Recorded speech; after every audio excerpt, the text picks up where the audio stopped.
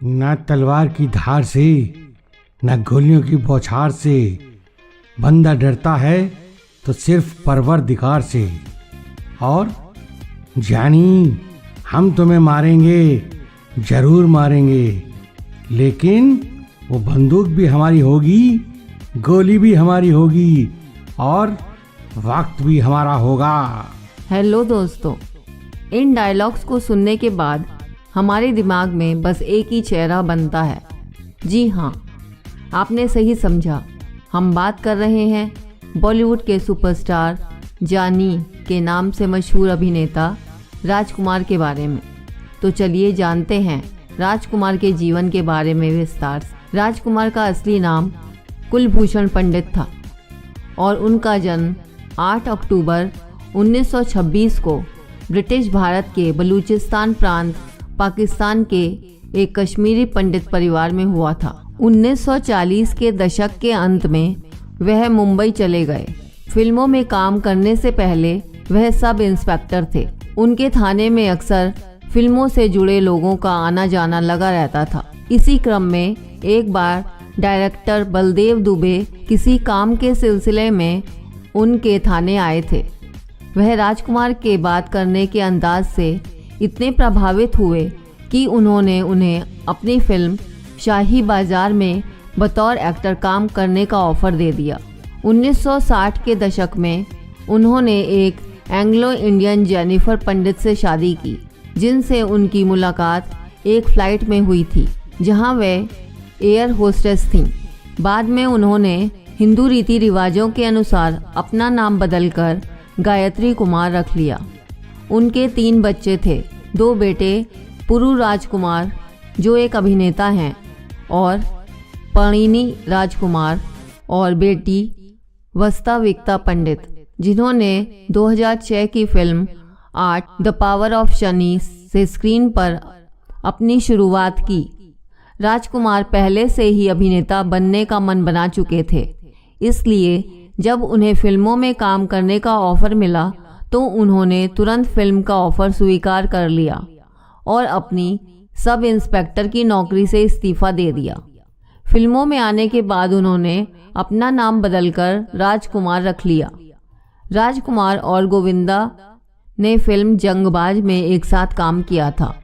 एक दिन फिल्म की शूटिंग के दौरान राजकुमार ने गोविंदा से कहा था, यार तुम्हारी शर्ट बहुत अच्छी है। यह सुनकर गोविंदा बहुत खुश हुए और उन्होंने राजकुमार से कहा कि सर, अगर आपको यह शर्ट पसंद है तो इसे आप रख लीजिए। राजकुमार ने वह शर्ट अपने पास रख ली। गोविंदा इस बात से बहुत खुश हुए कि राजकुमार उनकी शर्ट पहनेंगे और उन्होंने उनकी पसंद की तारीफ की। 2 दिन बाद फिल्म के सेट पर गोविंदा ने देखा कि राजकुमार ने उस शर्ट से रुमाल बनाकर अपनी जेब में रखे हुए थे।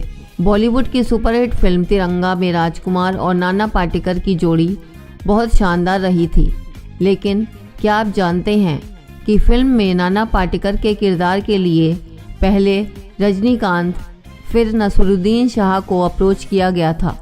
हालांकि उन्होंने राजकुमार के साथ काम करने से इनकार कर दिया।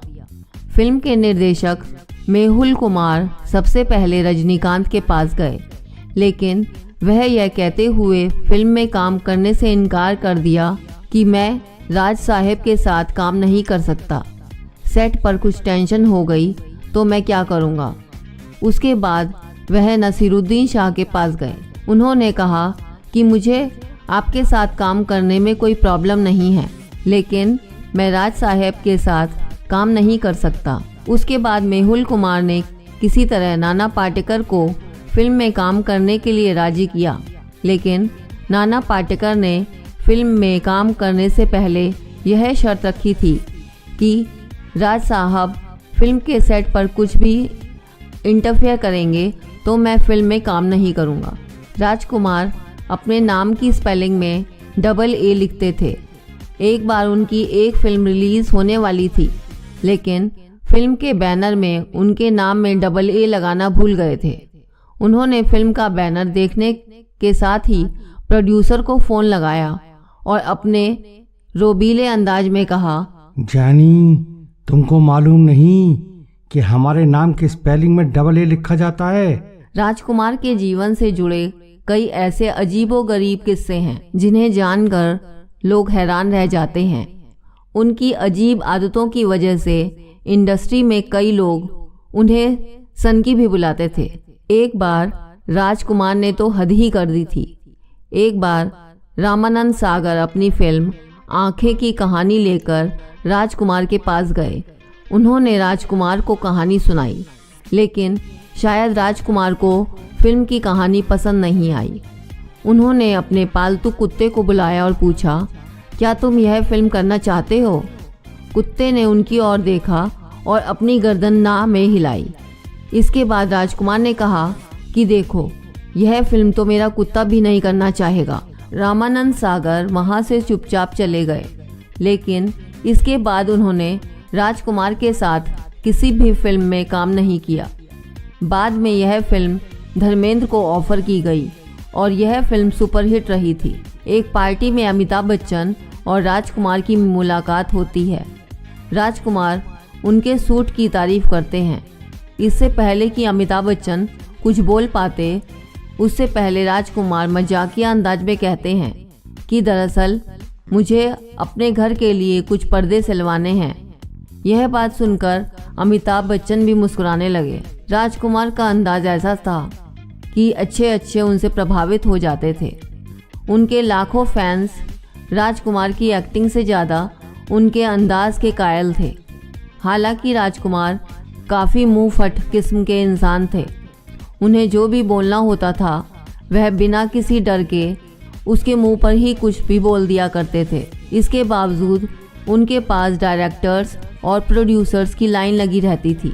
एक बार फिल्म जंजीर के निर्देशक प्रकाश मेहरा राजकुमार को अपनी फिल्म में कास्ट करना चाहते थे, लेकिन जब वह फिल्म में काम कराने के ऑफर लेकर राजकुमार के पास पहुंचे तो उन्होंने यह कहकर फिल्म में काम करने से इनकार कर दिया कि तुम्हारे शरीर से बिजनौरी तेल की बदबू आ रही है।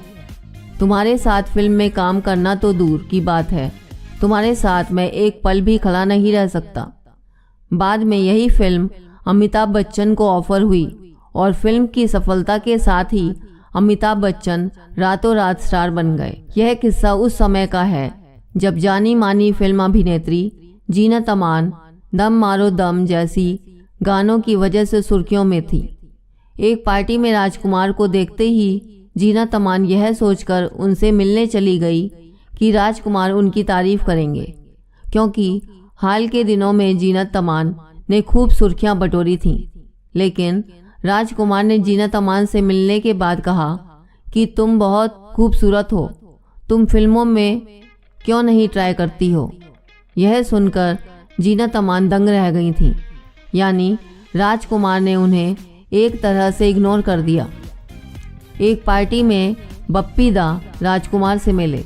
बप्पी दा हमेशा की तरह सोने के कई आभूषण पहने हुए थे। राजकुमार चुपचाप बप्पी दा को देख रहे थे। उसके बाद उन्होंने कहा, जानी, इतने सारे आभूषणों में सिर्फ मंगलसूत्र की कमी है, उसे भी पहन लेते। इस पर बप्पी दा और राजकुमार दोनों हंसने लगे। फिल्म मरते दम तक की शूटिंग के पहले दिन राजकुमार गाड़ी के बजाय टैक्सी से फिल्म के सेट पर पहुंचे थे। यह देखकर फिल्म यूनिट के लोग दंग रह गए। इस बारे में पूछने पर राजकुमार ने बताया कि उनकी गाड़ी खराब हो गई थी और पहले ही दिन वह सेट पर लेट नहीं आना चाहते थे, इसलिए वह टैक्सी से ही चले आए। राजकुमार अक्सर धर्मेंद्र को जितेंद्र और जितेंद्र को धर्मेंद्र बुलाते थे। एक दिन एक पत्रकार ने उनसे पूछ ही लिया कि आप ऐसा क्यों करते हैं, तो उन्होंने कहा कि धर्मेंद्र हो या जितेंद्र हो या महेंद्र हो या बंदर हो, इससे क्या फ़र्क पड़ता है, मेरे लिए सब बराबर हैं। अपनी पर्सनल लाइफ को राजकुमार हमेशा सीक्रेट रखते थे। किसी अभिनेत्री के साथ अफेयर से उनका दूर दूर तक कोई नाता नहीं था, लेकिन शायद ही आप यह जानते होंगे कि उनका दिल बॉलीवुड की ड्रीम गर्ल हेमा मालिनी पर आ गया था। राजकुमार हेमा मालिनी पर इस कदर फिदा थे कि जब उन्हें फिल्म लाल पत्थर के लिए कास्ट किया गया तो उन्होंने फिल्म के निर्देशक FC मेहरा से वैजंती माला की जगह हेमा मालिनी को कास्ट करने के लिए कहा। हालांकि जब हेमा मालिनी को इस फिल्म में काम करने का ऑफर मिला तो उन्होंने इस फिल्म में काम करने से इनकार कर दिया। बाद में राजकुमार ने खुद हेमा मालिनी को इस फिल्म में काम करने के लिए मनाया। अपने सख्त मिजाज और रोबीले अंदाज के लिए मशहूर राजकुमार के जीवन में एक समय ऐसा भी था जब उनका दिल मशहूर अभिनेत्री मीना कुमारी के लिए धड़कता था। कहा जाता है कि फिल्म पाकीज़ा की शूटिंग के दौरान राजकुमार उन्हें देखकर अपने डायलॉग तक भूल जाते थे, लेकिन उस समय मीना कुमारी पहले से ही शादीशुदा थी। उनकी शादी मशहूर फिल्म निर्देशक कमाल अमरोही के साथ हुई थी, जिसके कारण राजकुमार का प्यार कभी परवान नहीं चढ़ सका। राजकुमार का दिल कभी हेमा मालिनी के लिए धड़कता था तो कभी मीना कुमारी के लिए, लेकिन राजकुमार के जीवन की असली प्रेम कहानी एंग्लो इंडियन जेनिफर से शुरू हुई। जेनिफर एक एयर होस्टेस थीं और दोनों की पहली मुलाकात एक फ़्लाइट में हुई थी। राजकुमार को जेनिफर पहली नज़र में ही पसंद आ गई थी और जेनिफर को भी राजकुमार का अंदाज बहुत पसंद आया था। इसी के साथ दोनों के बीच मुलाकातों का सिलसिला शुरू हुआ और बाद में दोनों ने शादी कर ली। शादी के बाद जेनिफर ने हिंदू धर्म अपना लिया और अपना नाम बदलकर गायत्री रख लिया। अपनी लाजवाब एक्टिंग से लाखों दिलों पर राज करने वाले राजकुमार 3 जुलाई 1996 को महज 69 साल की उम्र में इस दुनिया को अलविदा कह गए। राजकुमार एक ऐसे शख्सियत थे जिन्होंने न सिर्फ अपनी निजी जिंदगी को लोगों से छिपा कर रखा, बल्कि अपने गले के कैंसर की बात भी उन्होंने अपने फैंस और मीडिया से छिपा कर रखी। यह बात केवल उनके बेटे पुरु राजकुमार को ही पता था। राजकुमार के जीवन का अंतिम क्षण बहुत ही कष्टमयी रहा, लेकिन उन्होंने आखिरी समय में अपने परिवार को कैंसर के बारे में बताया था।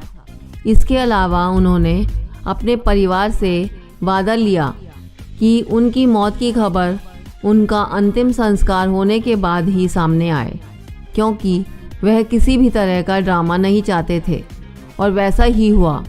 राजकुमार के अंतिम संस्कार के बाद उनकी मौत की जानकारी लोगों से साझा की गई। इस बात का खुलासा उनके बेटे पुरु राजकुमार ने अपने एक इंटरव्यू में किया था।